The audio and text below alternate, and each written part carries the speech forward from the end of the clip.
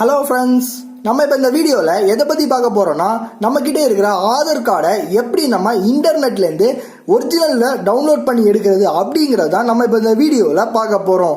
ஆதார் கார்டை எதுக்கு ஒரிஜினலாக டவுன்லோட் பண்ணி எடுக்கணும் அப்படின்னு நிறைய பேர் கேட்கலாம். சில பேங்க் ஸ்டேட்மெண்ட்டாக இருந்தாலும் சரி, சில ஃபினான்ஷியல் ஸ்டேட்மெண்ட்டாக இருந்தாலும் சரி, எதாக இருந்தாலும் எல்லாத்துக்குமே இம்பார்ட்டண்டான ஃபர்ஸ்ட் விஷயம் என்னன்னு பார்த்தீங்கன்னா ஆதார் கார்டு தான். அந்த ஆதார் கார்டை நீங்கள் டூப்ளிகேட்டாக ஜெராக்ஸ் பண்ணும்போதும் சரி, ஸ்கேன் பண்ணும்போதும் சரி, உங்களுடைய ஃபோட்டோ ஐடென்டிஃபிகேஷன் ரொம்பவே தெளிவாகவும் கிளியராகவும் இருக்காது. இதுக்காக தான் நம்ம E-Aadhaar அப்படிங்கிற ஒரு மெத்தடை யூஸ் பண்ணி டவுன்லோட் பண்ணி நம்ம அவங்களுக்கு சப்மிட் பண்ணால் ரொம்பவே தெளிவாகவும் நீட்டாகவும் அதில் இருக்கும்.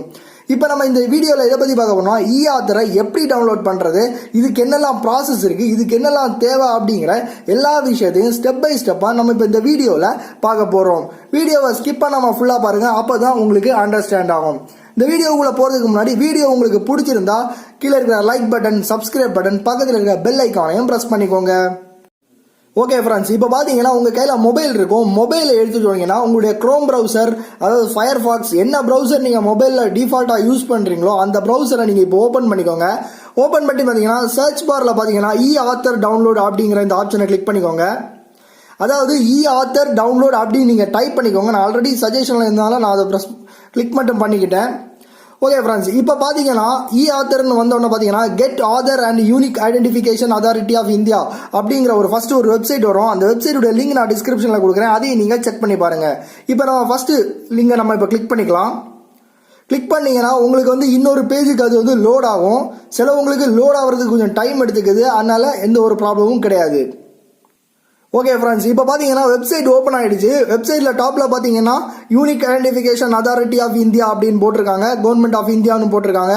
கீழே ஸ்க்ரால் பண்ணிங்கன்னா நிறைய ஆப்ஷன்ஸ் உங்களுக்கு கொடுத்துருப்பாங்க. இதில் பார்த்தீங்கன்னா லொக்கேட் அண்ட் என்ரோல் சென்டர், அப்புறம் புக் அண்ட் அப்பாயின்மெண்ட், அப்புறம் செக் ஸ்டேட்டஸ். செக் ஸ்டேட்டஸ்னா என்னன்னு பார்த்தீங்கன்னா நீங்கள் ஆதார் கார்டு அப்ளை பண்ணிட்டு அது என்ன ஸ்டேட்டஸில் இருக்குது அப்படின்னு நீங்கள் செக் பண்ணிக்கலாம் இது மூலமாக யூஸ் பண்ணி. அப்புறம் பார்த்தீங்கன்னா டவுன்லோட் ஆதார் அப்படின்னு ஒரு ஆப்ஷன் கொடுத்துருக்காங்க. Download electronic version of Aadhaar by giving a Aadhaar card number அப்படின்னு கொடுத்துருக்காங்க. இதை டவுன்லோட் பண்ணுறதுக்கு நீங்கள் பண்ண வேண்டிய ஒரே வேலை என்னன்னு பார்த்தீங்கன்னா உங்களுடைய ஆதார் கார்டு நம்பர். ஃபர்ஸ்ட் உங்கள் ஆதார் கார்டு நம்பரை நீங்கள் எடுத்துக்கோங்க, கையில் உங்கள் ஆதார் கார்டை வச்சுக்கோங்க. வச்சுட்டு நீங்கள் டவுன்லோட் ஆதார் அப்படிங்கிற இந்த ஆப்ஷனை கிளிக் பண்ணிக்கோங்க. கிளிக் பண்ணிட்டீங்க அப்படின்னா இது இன்னொரு பேஜுக்குள்ளே உங்களுக்கு ரீடைரக்ட் ஆகி கொண்டு விடும். ஓகே ஃப்ரெண்ட்ஸ், இப்போ பார்த்தீங்கன்னா அடுத்த பேஜுக்குள்ளே வந்துடுச்சு. Download Aadhaar, download electronic copy of your Aadhaar அப்படின்னு வந்துடுச்சு. இதில் பார்த்தீங்கன்னா ஆதார் நம்பர், அதாவது உங்களுடைய 12 டிஜிட் ஆதார் நம்பரை ஃபர்ஸ்ட் உங்களுக்கு என்ட்ரு பண்ண சொல்லும். அதுக்கப்புறம் பார்த்தீங்கன்னா கீழே பார்த்தீங்கன்னா I want A masked Aadhaar அப்படின்னு கேட்கும். மாஸ்க்டு ஆதார்னா ஒன்றும் இல்லை, சில விஷயங்கள் உங்களுக்கு கட்டாயி அதில் இருக்கும், தேவையில்லாத விஷயங்கள் எல்லாம் கட்டாயி இருக்கும். அது நீங்கள் வேணும்னா நீங்கள் கிளிக் பண்ணிக்கலாம். அப்புறம் கேப்சா வெரிஃபிகேஷனை என்ட்ரு பண்ணி உங்களுடைய சென்ட் ஓடிபி அப்படிங்கிற ஆப்ஷன் கொடுக்கணும். இப்போ நம்ம எப்படி பண்ணணும் அப்படிங்கிறத ப்ரொசீட் பண்ணி பார்க்கலாம். சென்ட் ஓடிபி கொடுக்கும்போது ஓடிபி நீங்கள் ஆதார் கார்டை எந்த நம்பரில் ரெஜிஸ்டர் பண்ணியிருக்கீங்கிறத ஃபர்ஸ்ட்டில் தெரிஞ்சுக்கோங்க. ஒரு ஃபேமிலியில் பொறுத்தவரையில் ஒரு ஆதார் கார்டை வீட்டில் ஃபேமிலியில் இருக்கிற மொத்த ஆதார் கார்டை ஒரு மொபைல் நம்பர் மூலமாக தான் ரெஜிஸ்டர் பண்ணுவாங்க. அது நீங்கள் எந்த மொபைல் நம்பரில் கொடுத்துருக்கீங்க அப்படிங்கிறத நீங்கள் கன்ஃபார்ம் பண்ணிக்கோங்க. கன்ஃபார்ம் பண்ணிட்டு அந்த மொபைலை நீங்கள் பக்கத்தில் எடுத்து வச்சுட்டு இதை கொடுக்க பாருங்கள். இப்போ நம்ம இதை கொடுக்கலாம். கொடுத்துட்டு ஓடிபி பேஜுக்குள்ளே போகலாம்.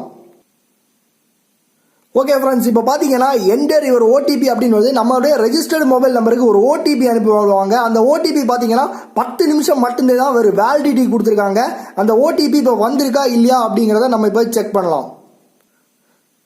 ஓகே ஃப்ரெண்ட்ஸ், இப்போ பார்த்தீங்கன்னா இந்த மாதிரி ஒரு ஆதார் ஓடிபி வரும். இந்த ஆதார் ஓடிபி பார்த்தீங்கன்னா வேலிட் ஃபார் 10 மினிட்ஸ் அப்படின்னு கொடுத்துருக்காங்க. இப்போ நம்ம ஓடிபியை என்ட்ரு பண்ணலாம். ஓகே ஃப்ரெண்ட்ஸ், இப்போ ஓடிபி என்ட்ரு பண்ணியாச்சு.